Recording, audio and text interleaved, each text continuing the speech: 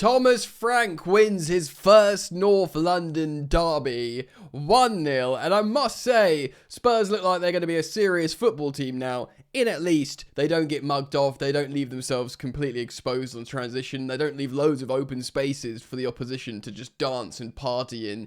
They look like a well-structured and coached team already, and Arteta has lost his first North London derby of the season. Of course, it's pre-season, but these players wanted to win. You always want to win when you play your rivals. And I must say, from watching this game, I was impressed from Tottenham, and I was really underwhelmed by Arsenal, who had shots, they had corners, they didn't have any juice, man. They lost. We've even saw Gyokeres come on, the prodigal son, Max Dowman, come on, who looks like an incredible player. But yeah, and it does pose the bigger question, like how good can Tottenham be in this Premier League season under Thomas Frank, who have made some good signings. When you look through the squad now, they got good players. And our Arsenal, this Arsenal team, are they ready to take the next step and win the Premier League? Again, huge caveat, huge disclaimer. This is a pre-season game. But I do find it an interesting talking point, because if there's any pre-season game, the players are going to be trying to, put a lot of effort in for bragging rights. It's their biggest rivals. It would be a North London derby. So we're going to look through the lens of that. Guys, welcome back. How's it going? Thank you for joining me on another video. There's daily videos here on Football Yannick. So if you think you might enjoy, like and subscribe. We are on a beautiful journey together to 20,000 subscribers. In fact, I think we are currently on, we're on, just gone over 19,100. So we're on 19,101. So what's that? 899?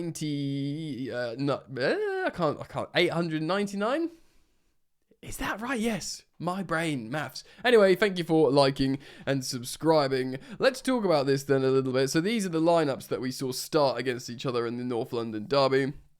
We had, we were missing Gabriel in terms of the full strength lineup. I mean, is Ben White the first choice right back for Arsenal? I think he probably is now in terms of options. Well, a lot of Arsenal fans have been waiting for him to come back at least. Not everyone's been available here. Of course, you've got Calafiori and Demman not available, but we saw that back four of Kivior and Miles Lewis-Skelly, who's certainly their first choice left back, you'd have to say. A very strong midfield in Declan Rice, Norgard, and Ødegaard. Of course, we saw Zubimendi come on, who you think would be in their first choice midfield, but Norgard's a great operator, of course, once of Brentford, and Thomas Frank, who was coaching the opposition. Kai Havertz showing that he can still try and play striker, of course, with the arrival of the big summer signing Victor Gyokeres, flanked by first choice wingers Martinelli and Bukayo Saka. Now, Is Noni Madueke going to become a first choice winger? Maybe at left wing, but that would be him playing out of position. So that would mean Martinelli and Trossard would really have to sort of be stinking up the gaff. But could happen. It could happen. Maybe Arteta's thinking, I'm going to have this sort of more slightly, really kind of inverting. Because it's interesting, Noni Madueke. He's a left footer. So you think a left footer on the left wing would be like old school Premier League, like in the 4-4-2, like, Ryan Giggs and them, man, getting right down the flanks and putting crosses in with his strong foot. But he's not really that. He's almost like he instead of cutting in and trying to shoot like these inverted wingers do, he almost like inverts even more, like dribbles inside more, like he did that at Chelsea. And I wonder if Arteta will be, earmarking him for that kind of tactical role at Arsenal. As for the Tottenham, Vicario in goal. To be honest, the whole back four looks good. They've got good players, Tottenham. Porro's a really offensive fullback. He got 7.7 rating here. Second highest player on SofaScore. If he if Thomas Frank finds a way where he can make Tottenham this robust and pragmatic team, like opposite of Ange Ball in the Prem, then when Porro does get forward and attacks, which he's great at, if the whole structure is compensating for that, offensive tactic, then you know, you can get quite a lot of juice out of him, man. Jed Spence, of course, coming into the team like at the end of last season and seemingly this season. And then, of course, you've got that really strong partnership of Romero and Van de Ven. Van de Ven is a giant. He's incredibly fast. He's incredibly good at recovery actions. And, you know, like prime Tottenham under Pochettino, they had Alderweireld and Vertonghen, didn't they? They had a really good back four. And maybe they're finding that again. Of course, Pap Sarr scoring goals in preseason. I think he's already got a couple in the last game. He's next to Bentancur here, but they've got loads of good options. Of course, young Archie Gray, James Maddison, Yves Bissouma, of course, plays in the middle of the pitch. They got a bunch of options. Bergvall, really good player as well. Of course, you've still got Kulusevski to come back. Odobert, who sort of found a bit of form but didn't perform so well here. Richarlison.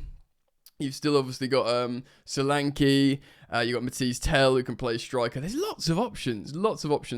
Kudos to the new big money signing. He's a great operator as well.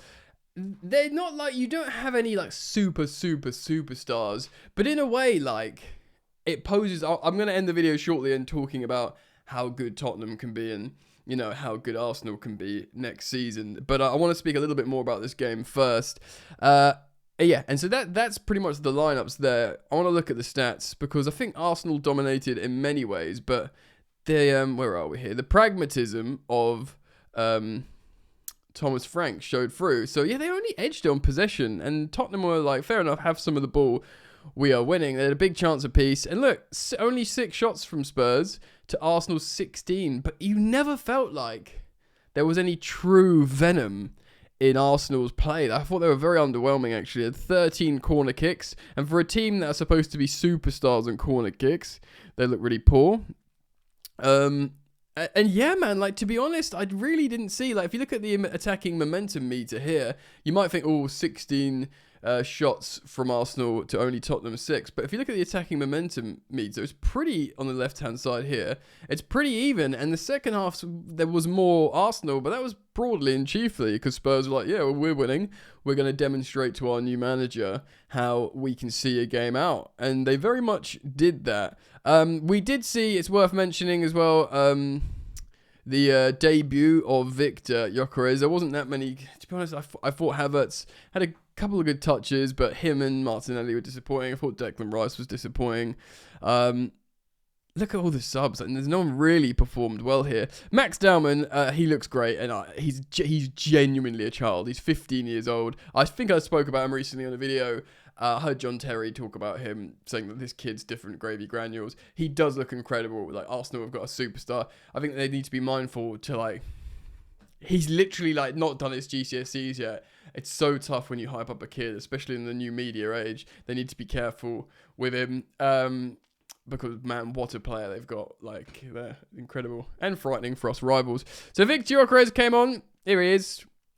He played 14 minutes. He made 2 passes.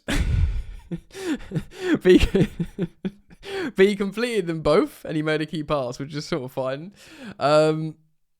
Yeah, just didn't really get involved. He does look big, doesn't he? He looks like big in the box. He looks like he will cause a problem. He looks like he'll be good at Premier League football.